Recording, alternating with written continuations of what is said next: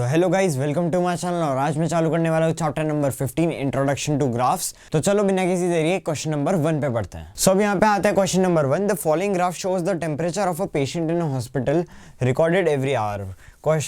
A. What was the patient's temperature at 1 p.m.? When was the patient's temperature at temperature 38.5 degrees Celsius? The patient's temperature was the same 2 times during the period given. What were these 2 times? D. What was the temperature at 1:30 p.m.? How did you arrive at your answer? During which periods did the patient's temperature showed an upward trend? So अब यहाँ पे नीचे हमको पूरा का पूरा time दे रखा है, यहाँ पे हमारा टेम्परेचर दे रखा है और यहाँ पे उसके हिसाब से ग्राफ दे रखा है किस टाइम पे क्या टेम्परेचर था। तो हमको चेक करना है 1 PM पे क्या था। तो 1 PM हमारा कहाँ, यहाँ पे। तो हम यहाँ पे ऊपर देखेंगे तो ये रहा 1 PM वाला। 1 PM पे क्या टेम्परेचर था? 36.5 डिग्री सेल्सियस था। तो यहाँ पे आ जाएगा 36.5 डिग्री सेल्सियस। अब यहाँ पे 36.5 ये वापस बता देता हूँ आया कैसे। अब यहाँ पे 1 PM हमारे ये टाइम था, इस पे हमको फाइंड करना था। तो हम इससे वर्टिकली ऊपर गए तो हम यहाँ पे आए, ये जो हमारा पॉइंट था इससे हम हॉरिजॉन्टली इधर गए तो यहाँ पे 37 और 36 के बीच में जा रहा है 36.5 डिग्री सेल्सियस। अब यहाँ पे नेक्स्ट हमको पूछ रहा है when was the patients temperature 38.5 degree Celsius. अब यहाँ पे 38.5, 38 ये रहा, 39 ये रहा, बीच वाला 38.5 होगा। इससे हम जाएंगे हॉरिजॉन्टली इधर, फिर हमारा यहाँ पे ये आ जाएगा, इससे हम वर्टिकली नीचे जाएंगे, फिर हमारा आ जाएगा 12 नून पे था। तो हम यहाँ पे आंसर आ जाएगा 12 नून।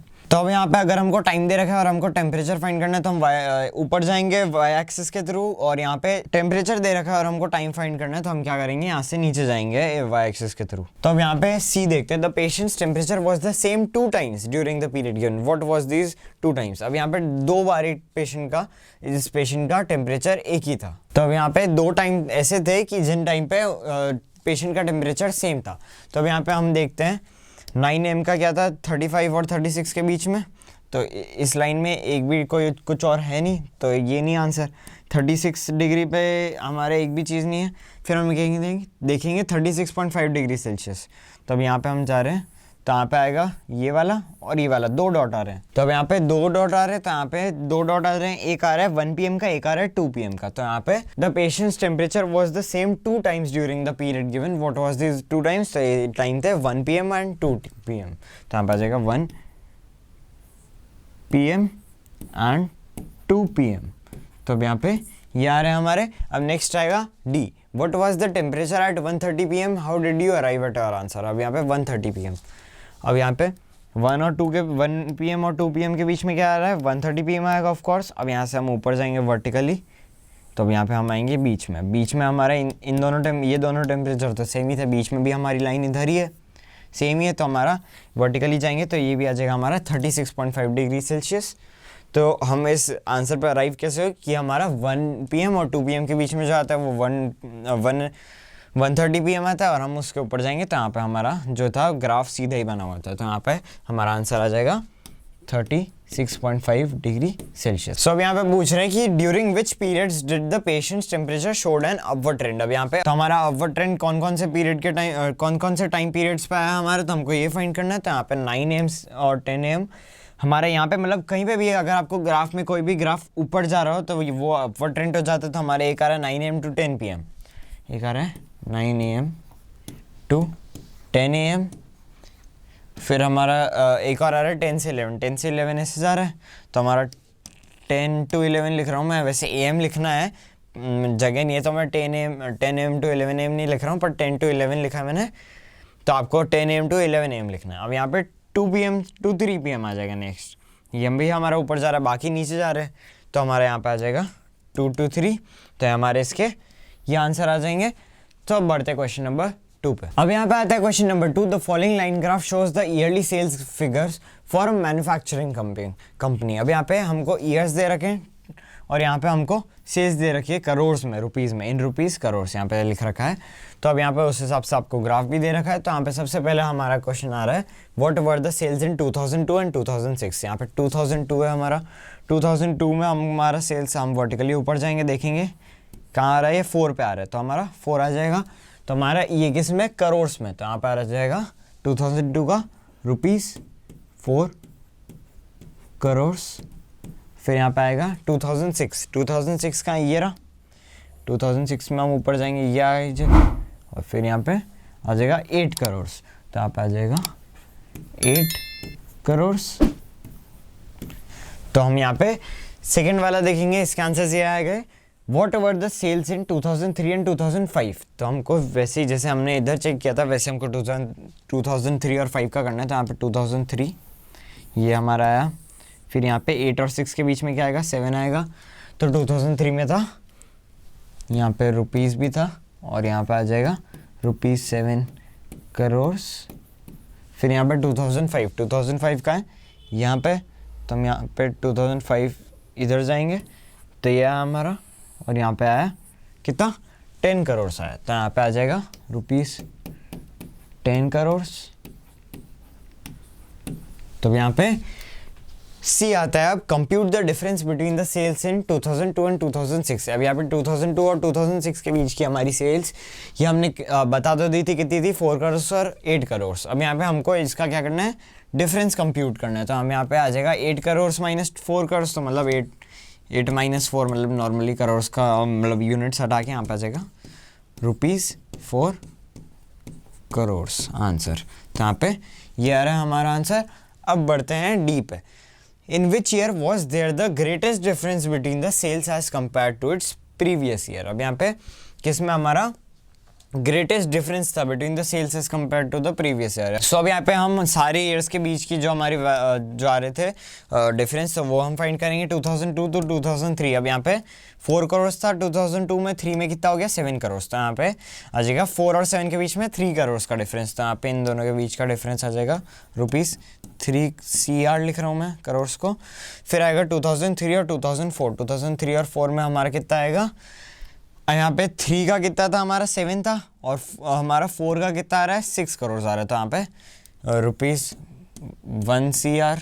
फिर हमारा नेक्स्ट 2004 to 2005, यहाँ पे 4 की हमारी थी 6 CR, और यहाँ पे 5 की हमारी आ गई 10 CR। तो यहाँ पे आ जाएगा ₹4 CR का डिफरेंस। फिर हमारा 2005 और 6 के बीच में कितना आएगा, 2005 में हमारा था 10 CR और 2006 में हो गया 8 CR। तो यहाँ पे आ जाएगा ₹2 CR। तो अब यहाँ पे सबसे ज़्यादा डिफरेंस किसका है हमारा, तो सबसे ज़्यादा डिफरेंस है हमारा 4 CR में, जो है हमारा ईयर 2004 और 2005 का। तो अब यहाँ पे इसका आंसर आ जाएगा 2005 to 2004। तो अब यहाँ पे बढ़ते हैं हमारे क्वेश्चन नंबर 3 पे। सो अब यहाँ पे आते हैं question number 3। For an experiment in botany, 2 different plants, plant A and plant B, were grown under similar laboratory conditions. Their heights were measured at the end of each week for 3 weeks. The results are shown by the following graph. अब यहाँ पे हमारा graph दे रखा है, यहाँ पे weeks दे रखे हैं 1, 2 और 3, और यहाँ पे हमारा हाइट आ रही है इन सेंटीमीटर में आ रही है हमारी हाइट। तो हम यहाँ पे सबसे पहले ए वाला देखेंगे, how high was plant A after 2 weeks 3 weeks. अब यहाँ पे जो हमारा प्लांट ए था, प्लांट ए की हमारी कौन सा ग्राफ है, प्लांट ए का हमारा है डॉटेड लाइन वाला, जो डॉटेड लाइन आ रही है ना, ये हमारा है प्लांट ए वाला ग्राफ। तो ये वाला प्लांट ए वाला है और ये वाला प्लांट बी वाला है। तो हमको देखना है आफ्टर 2 वीक्स और 3 वीक्स। तो हमारा 2 वीक्स ये रहा, 2 वीक्स यहाँ ऊपर जाएगा तो ये जगह आ जाएगी। तो अब यहाँ से यहाँ पे गए तो ये आ रहा है 8 और 6 के बीच में, जो आ जाएगा 7। तो यहाँ पे हमारा 2 वीक्स के बाद कितना था, 7 सेंटीमीटर। और 3 वीक्स हमारे यहाँ पे आ जाएगा। 3 वीक्स में ये जो यहाँ पे, यहाँ से गए हॉरिजॉन्टली इधर, तो 8 और 10 के बीच में 9, तो यहाँ पे आ जाएगा 9 सेंटीमीटर। अब यहाँ पे नेक्स्ट हमारा आ रहा है B, how high was plant B after 2 weeks 3 weeks, just इसके जैसे ही जो हमारा आ रहा था। तो अब यहाँ पे 2 वीक्स बाद तो प्लांट बी और ए की मतलब सेम हाइट थी, तो अब यहाँ पे इसका भी 7 सेंटीमीटर आएगा 2 वीक्स वाला आंसर, तो इसका भी 7 सेंटीमीटर। और यहाँ पे 3 वीक्स का हम देखेंगे, तो यहाँ पे 3 वीक्स यहाँ पे जाएगा, तो ये वाला पॉइंट आएगा, यहाँ से वर्टिकली इधर जाएंगे तो ये कितना आ रहा है, 10 सेंटीमीटर आ रहा है। तो यहाँ पे इसका आंसर आ जाएगा 10 सेंटीमीटर। तो अब यहाँ पे नेक्स्ट सी देखेंगे, how much did plant A grow during the 3rd week. 3rd week के टाइम पे प्लांट ए कितना ग्रो करा, मतलब हमको देखना है 3rd वीक के टाइम पे कितना ग्रो करा। तो अब यहाँ पे 2nd वीक में वो ग्रो करा था 7 सेंटीमीटर था उसकी हाइट, 7 सेंटीमीटर, और 3rd वीक में हो गई उसकी 9 सेंटीमीटर। तो कितना ग्रो किया, 2 सेंटीमीटर ग्रो किया। तो अब यहाँ पे यह आ जाएगा 2 सेंटीमीटर। फिर यहाँ पे आएगा D, how much did plant B grow from the end of 2nd week to the end of 3rd week. तो मतलब यहाँ पे पूछ रहे हैं कि सेकंड वीक के एंड में इसकी थी 7 सेंटीमीटर और थर्ड वीक के एंड में कितनी हो गई 10 सेंटीमीटर हो गई। तो कितना का डिफरेंस आया 3 सेंटीमीटर का आया। तो यहाँ पे आ जाएगा आंसर 3 सेंटीमीटर। तो अब यहाँ पे ई पूछ रहे हैं during which week did plant A grow most. तो अब यहाँ पे पूछ रहे हैं कि कौन से वीक के टाइम पे प्लांट ए सबसे ज़्यादा ग्रो किया। प्लांट ए हमारा ये वाला, तो हमको फाइंड करना है कौन से वीक के यहाँ पे सबसे ज़्यादा ग्रो किया। तो हम प्लांट ए का फाइंड करेंगे। अब यहाँ पे फर्स्ट वीक में इसने कितना ग्रो किया, 0 से चालू किया और पहुँचा 2 पे। तो यहाँ पे फर्स्ट वीक में किया 2 सेंटीमीटर। फिर सेकंड वीक में देखना तो ये 2 से 7 तक गया, तो यहाँ पे आ जाएगा 5 सेंटीमीटर की ग्रोथ। और सेकंड से थर्ड वीक में गया ये 7 से लेकर 9 तक, तो यहाँ पे 9 तक आया। तो यहाँ पे कितनी ग्रोथ हुई, 7 से लेकर 9 का गया तो 2 सेंटीमीटर की ग्रोथ हुई। तो यहाँ पे आ जाएगा 2 सेंटीमीटर। तो सबसे ज़्यादा ग्रोथ कौन से वीक में हुई, सेकेंड वीक में हुई। तो यहाँ पे आंसर आ जाएगा सेकेंड वीक, ये आ गया हमारा आंसर। अब यहाँ पे during which week did plant B grow least, सबसे कम कौन से वीक में ग्रो किया। तो यहाँ पे हम इसको एक बार इरेज कर देते हैं।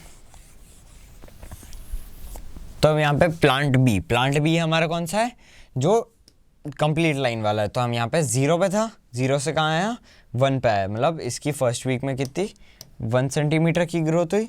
फिर सेकेंड वीक में देखेंगे, सेकेंड वीक में कितनी हुई 1 से लेकर 7 तक, तो यहाँ पे आई 6 सेंटीमीटर की ग्रोथ। और सेकेंड से थर्ड पे यहाँ पे कितना 7 सेंटीमीटर पे था, 10 पे गया था, यहाँ पे आ गया 3 सेंटीमीटर। तो यहाँ पे सबसे लीस्ट कौन से वीक में ग्रो किया, तो फर्स्ट वीक में किया था। यहाँ पे आ जाएगा फर्स्ट वीक। तो अब यहाँ पे लास्ट पूछ रहे हैं were the 2 plants of the same height during any week shown here specify. अब यहाँ पे ये दोनों प्लांट्स सेकेंड वीक के टाइम पे सेम हाइट पे थे, जो थी 7 सेंटीमीटर। तो यहाँ पे था सेकेंड वीक के टाइम पे दोनों सेम हाइट पे थे। सो अब यहाँ पे आता है question number 4, the following graph shows the temperature forecast and the actual temperature for each day of a week. अब यहाँ पे सबसे पहले हमको यहाँ पे डेज दे रखे हैं, Monday, Tuesday, Wednesday, Thursday, Friday, Saturday, Sunday. और यहाँ पे उनका टेम्परेचर दे रखा है। जो हमारा फोरकास्ट वाला है वो हमारा डॉटेड लाइन वाला ग्राफ है, और जो एक्चुअल वाला है हमारा टेम्परेचर वो हमारा नॉर्मल लाइंस में दे रखा है। तो अब यहाँ पे सबसे पहले हमको पूछना है on which days was the forecast temperature at the same as the actual temperature, मतलब जो हमारा फोरकास्ट का टेम्परेचर था वो एक्चुअल टेम्परेचर के इक्वल कौन कौन से डेज पे था। तो अब यहाँ पे सबसे पहले हमारा आ जाएगा ट्यूसडे, यहाँ पे दोनों सेम टेम्परेचर बता रहे हैं। फिर यहाँ पे आ जाएगा एक फ्राइडे, तो ये हमारे 2 दिन हो जाएंगे। उसके अलावा यहाँ पे तीसरा यहाँ पे संडे आ जाएगा। तो यहाँ पे आ जाएगा ट्यूसडे, फ्राइडे और संडे। तो यहाँ पे मैं ऊपर लिख देता हूँ इसके, तो यहाँ पे आ जाएगा ट्यूसडे, फिर यहाँ पे आ जाएगा फ्राइडे, फिर यहाँ पे आ जाएगा संडे। तो अब यहाँ पे ये 3 दिन हो गए। अब यहाँ पे बी पूछ रहे हैं what was the maximum forecast temperature during the week. मतलब जो फोरकास्ट टेम्परेचर था वो मैक्सिमम कब था। अब फोरकास्ट टेम्परेचर कौन सा है, डॉटेड लाइन वाला यहाँ पे जा रहा है। ये हमारा फर्स्ट में हमारा 15 का है, सेकेंड में हमारा 20 है, थर्ड हमारा वेडनेसडे पे हमारा 25 दे रखा है, फिर थर्सडे के दिन हमारा 22.5 दे रखा है, फिर हमारा फ्राइडे को हमारा देख रखा है 15 डिग्री, फिर हमारा सैटरडे को आ गया हमारा 30 डिग्री, और यहाँ पे लास्ट में संडे को हाईएस्ट दिख रहा है हमारा ग्राफ, तो संडे को आ रहा है 35 डिग्री सेल्सियस। तो अब यहाँ पे आ जाएगा बी का आंसर 35 डिग्री सेल्सियस। तो अब यहाँ पे सी पे बढ़ते हैं what was the minimum actual temperature during the week, मतलब एक्चुअल टेम्परेचर कौन सा मिनिमम था। तो अब यहाँ पे एक्चुअल टेम्परेचर हमारा कौन सा फाइंड करना है, जो मिनिमम था। तो मिनिमम हमारा सबसे मिनिमम हमको यहाँ पे दिख रहा है, जो एक्चुअल टेम्परेचर वाला है सीधी लाइन वाला। तो हमारा यहीं पे 2 दिन दिख रहा है, 2 दिन मेंटेन रहा है टेम्परेचर। तो अब यहाँ पे कितना आ रहा है, ये 15 डिग्री सेल्सियस। तो यहाँ पे मिनिमम टेम्परेचर क्या था एक्चुअल, 15 डिग्री सेल्सियस। तो अब यहाँ पे नेक्स्ट हम फाइंड करते हैं on which day did the actual temperature differ the most from the forecast temperature, मतलब कौन से में सबसे ज़्यादा डिफर किया है। तो हम यहाँ पे क्या स्टेप बाय स्टेप लिखते जाते हैं। तो मंडे को कितना डिफर किया, यहाँ पे 15 था, यहाँ पे 17.5 था, मतलब जो हमारा फोरकास्ट टेम्परेचर था वो 15 था, तो और ये 17.5 था। तो यहाँ पे किया 2.5। फिर हमारा ट्यूसडे को फाइंड करता, ट्यूसडे को हमारा सेम था, तो यहाँ पे 0 आ गया। वेडनेसडे को हमारा कितना डिफरेंस था, वेडनेसडे को था यहाँ पे ये फोरकास्टेड 25 आ रहा था और ये आ रहा था हमारा 30 डिग्री जो एक्चुअल था, तो यहाँ पे आ रहा है 5 डिग्री। फिर हमारा थर्सडे को यहाँ पे क्या दे रखा था, हमारा एक्चुअल टेम्परेचर 15 डिग्री और फोरकास्टेड टेम्परेचर था 22.5, तो यहाँ पे आ रहा है 7.5। फिर हमारा फ्राइडे को सेम था, तो यहाँ पे 0। फिर हमारा सैटरडे को क्या आ रहा है, सैटरडे को यहाँ पे था 25 डिग्री और यहाँ पे ऊपर कितना आया है 30 डिग्री, तो यहाँ पे 5 डिग्री का फ़र्क।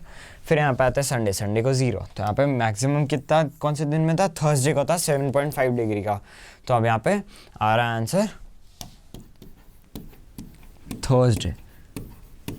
तो अब यहाँ पे हमारे सारे आंसर आ चुके हैं, तो अब बढ़ते हैं हमारे क्वेश्चन नंबर 5 पे। सो अब यहाँ पे आते हैं question number 5। Use the tables below to draw linear graphs. The number of days a hillside city received snow in different years। तो हमको यहाँ पे ईयर और डेज दे रखे हैं। फिर बी में आ रहा है population in thousands of man and women in a village in different years. तो यहाँ पे सबसे पहले हमको दे रखा है the number of days a hill side city received snow in different years. तो अब यहाँ पे सबसे पहले इसका ग्राफ बनाते हैं हम। सो अब यहाँ पे हम ग्राफ बनाएंगे, इसकी जो पूरी इन्फॉर्मेशन है यहाँ पे ईयर और डेज। तो हम यहाँ पे हम क्या करेंगे, नीचे हमारे ईयर लेंगे और यहाँ पे ये आ गया हमारे ईयर एक्स एक्सिस पे, ये हमारा एक्स एक्सिस है, और हमारे यहाँ पे आ जाएंगे डेज। तो हमारे डेज आ रहे हैं यहाँ पे। अब यहाँ पे डेज हम यहाँ पे सबसे पहले यहाँ पे 0, फिर यहाँ पे 2, फिर यहाँ पे 4, फिर यहाँ पे 6, 8, 10 और 12।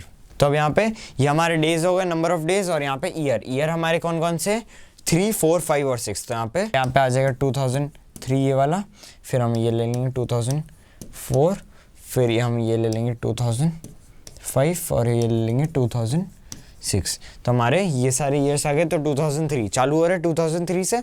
2003 में कितने डेज थे, 8 थे। तो 8 क्या हमारा ये है, तो यहाँ पे 8 ये आ गया। तो यहाँ पे 8 को हम थोड़ा यहाँ पे ऐसे कर देते हैं। तो अब यहाँ पे आ रहा है 2004 में कितना था हमारा, 10 था। तो अब यहाँ पे 10 पे कर दिया हम इसको हाईलाइट। फिर आ रहा है 2005 में कितने डेज हुए थे, 5 डेज। तो 5 डेज हमारा कितना आ रहा है, 4 और 6 के बीच में आएगा। 4 और 6 में 1, 2, 3। तो ये हमारा ब्लॉक जो आएगा ये आएगा। तो यहाँ पे जाएंगे, हमारा जो 2005 का आएगा ये आएगा यहाँ पे।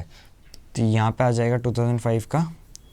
फिर हम नेक्स्ट देखेंगे 2006 हमारा कहाँ पे है, ये। अब यहाँ पे डेज कितने, 12 डेज है। तो यहाँ पे 12 पे हम मार्क कर देंगे। तो 12 हमारे ये रहा और ये रहे हमारे 2006। तो अब यहाँ पे ये हमारे सारे मार्क हो गए। अब यहाँ पे हमको क्या करना है, बस इनको ज्वाइन करना है। तो अब यहाँ पे इसको ज्वाइन करेंगे, फिर यहाँ पे इसको ज्वाइन करेंगे, फिर यहाँ पे इसको ज्वाइन करेंगे। ये हमारा ग्राफ बन गया। सो अब ये था हमारा ए पार्ट। अब बढ़ते हैं हम हमारे बी पार्ट पे। सो अब यहाँ पे आता है हमारा बी नंबर वाला ग्राफ। इसमें हमको ईयर्स दे रखे थे, मेन दे रखे थे और वुमेन दे रखे। मेन और वुमेन कितने थे हमारे, थाउजेंड्स में थे और हमको यहाँ पे पॉइंट्स में दे रखे थे। तो सबसे पहले हम क्या करेंगे, यहाँ पे जो नीचे वाला बेस होगा हमारा, वो होगा हमारा ईयर्स का। तो यहाँ पे ईयर आ जाएंगे। सबसे पहले हमारा आएगा 2003। तो यहाँ पे आ जाएगा 2003, फिर यहाँ पे आ जाए 2004, फिर यहाँ पे आता है 2005, फिर यहाँ पे आता है 2006, फिर यहाँ पे आता है 2007। तो हमारे ईयर्स आ जाते हैं। ईयर्स के बाद हमारा मेन और वुमेन। तो अब यहाँ पे मैं पॉपुलेशन लिख देता हूँ और यहाँ पे क्या करते हैं हम, पॉपुलेशन में नीचे मेन में हमारी जो लाइन रहेगी वो रहेगी डॉटेड, ठीक है। और यहाँ पे जो वुमेन में हमारी लाइन रहेगी वो हमारी रहेगी सीधी लाइन, ठीक है। अब यहाँ पे हम क्या करेंगे, सारी यूनिट्स दे देंगे। तो अब यहाँ पे ये जो हमारा बनता है, ये हमारा इसलिए बनता है क्योंकि हम सीधा जंप कर रहे हैं हमारे नंबर पे। हमारे नंबर क्या नंबर से चालू करेंगे हम, 11 से हम चालू करेंगे। तो अब यहाँ पे आ जाएगा 0 से हम जाएंगे ऊपर सीधा 11, फिर यहाँ पे आएगा 11.5, फिर यहाँ पे आएगा 12, फिर यहाँ आएगा 12.5। अब यहाँ पे 0.5 हम इसलिए ले रहे हैं क्योंकि हम पे हमारे मोस्टली सारी चीज़ें पॉइंट्स में हैं और हमारे 5-5 ब्लॉक्स की डिस्टेंस होती है इनके बीच में, इसलिए। फिर यहाँ पे आएगा 13, फिर यहाँ पे आएगा 13.5, फिर यहाँ पे आएगा 14, फिर यहाँ पे आएगा 14.5, फिर यहाँ आएगा 15। तो अब यहाँ पे हमारा इतना आ चुका है। अब यहाँ पे सबसे पहले हम देखेंगे 2003 में मेन कितने थे हमारे, 12 थे। तो अब यहाँ पे 12 पे आ जाएगा हमारा। फिर हमारा यहाँ पे आएगा 2004 में हमारे कितने मेन थे, 12.5। तो 12.5 हमारे इधर है। तो हमारा 2004 में ये मेन वाला वापस बन गया। फिर हम आएंगे 2005 पे। 2005 में हमारे कितने मेन थे, 13 थे। तो हम यहाँ पे आ जाएंगे 13। फिर यहाँ पे आएंगे 2006 में कितने थे, 13.2। 13.2 थे, तो अब यहाँ पे बन जाएगा हमारा यहाँ पे। फिर यहाँ पे नेक्स्ट आएगा हमारा 13.5 2007 में, तो यहाँ पे आ जाएगा 13.5।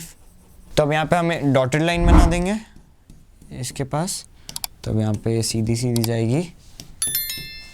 फिर यहाँ पे ये पूरी हमारा ग्राफ बन चुका है। तो अब यहाँ पे नेक्स्ट हमारा विमेन वाला बनेगा। विमेन में हमारे सबसे पहले चालू किससे हो रहा है? 11.3 से। तो अब यहाँ पे 11.3 हमारा किधर आएगा? इधर आ जाएगा। तो हमारा 11.3 के बाद हमारा आएगा 11.9। 11.9 किधर आएगा? यहाँ पे आएगा। फिर हमारा नेक्स्ट आएगा 13, सीधा 13 पहुँच जाएगा। तो यहाँ पे 13 इधर ही है, तो इधर ही आ गया 13। फिर हम जाएंगे 2006 में आएगा 13.6। 13.6 क्या है हमारा? यहाँ पे। फिर यहाँ पे आ जाएगा 2007 में 12.8 आ जाएगा। तो अब यहाँ पे आ जाएगा 12.8। तो अब यहाँ पे हम इनको ज्वाइन कर लेंगे। तो यहाँ पे आ जाएगा ये, यहाँ से यहाँ पे, फिर यहाँ पे, फिर यहाँ पे, फिर आ जाएगा यहाँ पे। तो हमारा पूरा ग्राफ बन चुका है। सो ये था बी पार्ट। अब बढ़ते हैं हमारे नेक्स्ट क्वेश्चन पे। सो अब यहाँ पे आता है question number 6। A courier person cycles from a town to a neighboring suburban area to deliver a parcel to a merchant. His distance from the town at different times is shown by the following graph. What is the scale taken for the time axis? अब यहाँ पे सबसे पहले हम यहाँ पे time देख लेते हैं। 8 AM, 9 AM, 10 AM, 11 AM, 12 noon हमको टाइम दे रखा है। फिर यहाँ पे हमको डिस्टेंस दे रखे किलोमीटर में। तो हम यहाँ पे सबसे पहले पूछ रहे हैं स्केल क्या दे रखा है टाइम एक्सेस के लिए। तो स्केल कितना है? तो अब यहाँ पे हमारा क्या है, जो हमारा टाइम आ रहा है वो 8 to 9 PM में हमारे कितने बीच में डब्बा आ रहे हैं, मतलब यूनिट्स आ रही है 1, 2, 3 और 4। तो हमारे आ जाएंगे यहाँ पे स्केल कितना आ जाएगा 4 यूनिट्स इक्वल्स टू 1 आर। तो हमारे ये आ रहा है। अब यहाँ पे बी पे आएंगे। How much time did the person take for the travel, मतलब कितना टाइम लिया पर्सन ने ट्रैवल करने के लिए। तो कितना टाइम लिया ट्रैवल करने के लिए, कितना टाइम लिया वो हम यहाँ पे देखेंगे। 8 से 9 तक भी है ग्राफ, 10 तक भी है, 11 तक भी है, और यहाँ पे हमारा 12.5 तक है, मतलब 11.5 तक है। 12 तक गया ही नहीं है ग्राफ। तो ये हमारी ये वाली लाइन तक है। तो हम कितना टाइम लिया है 8 से 11:30 तक का। तो यहाँ पे आ जाएगा, तो अब यहाँ पे आ जाएगा 8 AM to 11:30 AM। जो हमारे एक और आंसर लिख सकते हैं हम, 3 hour 30 minute। इसको शॉर्ट फॉर्म में लिख रहा हूँ मैं। तो अब यहाँ पे नेक्स्ट हमारा आ जाएगा C. How far is the place of the merchant from the town, कितना दूर है। तो अब यहाँ पे जो हमारा पूछा हमको, यहाँ पे पूछा कि कितना फार है जो हमारा मर्चेंट का प्लेस है टाउन से। तो अब यहाँ पे 8 AM से यहाँ पे 9 AM में जाने के लिए हमको कितना 10 किलोमीटर लग रहा है। तो 10, मतलब हमको इसका टोटल फाइंड करना है। तो यहाँ पे 10 लिख देता हूँ 10, और फिर यहाँ पे आ जाएगा 10 से यहाँ पे तो आ जाएगा 6 किलोमीटर। फिर यहाँ पे कुछ भी नहीं चला तो यहाँ 0। फिर यहाँ पे चले तो यहाँ पे आ गया सीधा 16 से 22। तो यहाँ पे आ जाएगा 6। तो यहाँ पे कितना दूर है 10, 16, 22 किलोमीटर दूर है। तो अब यहाँ पे आ जाएगा 22 किलोमीटर। अब यहाँ पे next, did the person stop on his way explain. तो अब यहाँ पे हाँ, पर्सन ने स्टॉप किया था अपने वे में, मतलब यहाँ पे आधे घंटे के लिए किया था। जो था हमारा 10 AM पे यहाँ पे पहुँचे थे यहाँ पे 16 किलोमीटर पे, और यहाँ पे 10:30 के तक हमारा पूरा के पूरा जो पर्सन था वो था रेस्ट पे, मतलब उसने डिस्टेंस ट्रेवल नहीं की थी। तो यहाँ पे did the person stop on his way, yes. और बाकी आप ग्राफ में एक्सप्लेन कर ही सकते हो। और हमारा टाइम आ जाएगा 10 to 10:30 AM, और दोनों में एम लिखना है। तो यहाँ पे एम लिख दिया। तो अब यहाँ पे नेक्स्ट हम देखते हैं during which period did he ride fastest कौन से टाइम पीरियड पे किया। तो अब यहाँ पे सबसे पहले अगर यहाँ पे मतलब 6 किलो, यहाँ पे सबसे पहले हम ये देखेंगे। अब यहाँ पे 10:30 पे थे, 10:30 to 11:30 कितने किलोमीटर ट्रैवल किया? 6 किलोमीटर किया। इधर तो 0 किलोमीटर ट्रैवल किया। 9 AM to 10 AM कितना ट्रैवल किया? 6 किलोमीटर। और सबसे तेज़ जो था 8 AM to 9 AM, 1 घंटे में 10 किलोमीटर ट्रैवल किया। तो अब यहाँ पे था during which period 8 AM to 9 AM। तो ये था हमारा आंसर। अब बढ़ते हैं हमारे क्वेश्चन नंबर 7 पे। सो अब यहाँ पे आते हैं question number 7। Can there be a time temperature graph as follows, justify your answer. अब यहाँ पे हमको पूछ रहे हैं कि टाइम टेम्परेचर ग्राफ इनमें से कुछ से में हो सकता है, अगर हो सकता है तो जस्टिफाई करो आपके आंसर को। तो सबसे पहले हमको पूछ रहे हैं, यहाँ पे टाइम हमको यहाँ पे दे रखा है और यहाँ पे टेम्परेचर दे रखा है। जैसे टाइम बढ़ रहा है वैसे टेम्परेचर भी बढ़ रहा है, ऐसा हमको दे रखा है। और ऐसा हो भी सकता है, होता भी है। तो अब यहाँ पे नेक्स्ट हम चेक करते हैं ये हो सकता है, मतलब हमारा फर्स्ट ऑप्शन एक तरह से करेक्ट हो जाएगा। सेकंड में हम देखेंगे, सेकंड में हमारा क्या हो रहा है, टाइम जैसे भी बढ़ते जा रहा है वैसे ही टेम्परेचर हमारा घटता जा रहा है, मतलब जैसे टाइम बढ़ता जा रहा है टेम्परेचर कम होता जा रहा है, तो ऐसा भी हो सकता है, ये भी पॉसिबल है, तो ये वाला भी हमारा करेक्ट हो जाएगा। फिर हम देखेंगे थर्ड वाले में क्या हो रहा है, एक ही टाइम है, यहाँ पे एक ही टाइम दे रखा है, सपोज करो ये 1 PM टाइम है हमारा, 1 PM टाइम पे हमारा टेम्परेचर वही का वही, मतलब टेम्परेचर चेंज होता जा रहा है पर यहाँ पे टाइम वही का वही 1 PM ही रह रहा है, तो मतलब ये हमारा पॉसिबल हो ही नहीं सकता, मतलब एक ही टाइम पे बहुत सारे टेम्परेचर्स हो ही नहीं सकते ना। तो अब ऐसे हमारा फोर्थ वाला चेक करेंगे, हम फोर्थ वाला चेक करेंगे तो हमारे जैसे ही टाइम बढ़ता जा रहा है पर टेम्परेचर वही रह रहा है, ऐसा भी हो सकता है, तो हमारा ये भी करेक्ट है, क्योंकि मतलब टाइम बढ़ता जा रहा है पर टेम्परेचर वही रह रहा है, ये भी पॉसिबल, बस हमारा थर्ड वाला जो ऑप्शन है वो पॉसिबल नहीं है, बाकी सारे पॉसिबल है। So guys thank you for watching, ये था चैप्टर नंबर 15 की एक्सरसाइज 15.1। पिछला वाला वीडियो आप देख सकते हो मेरी एक्सरसाइज 16.2 के सॉल्यूशंस, मेरी प्लेलिस्ट देख सकते हो क्लास 8 की। थैंक यू फॉर वॉचिंग, आपके फ्रेंड्स के साथ शेयर भी करना।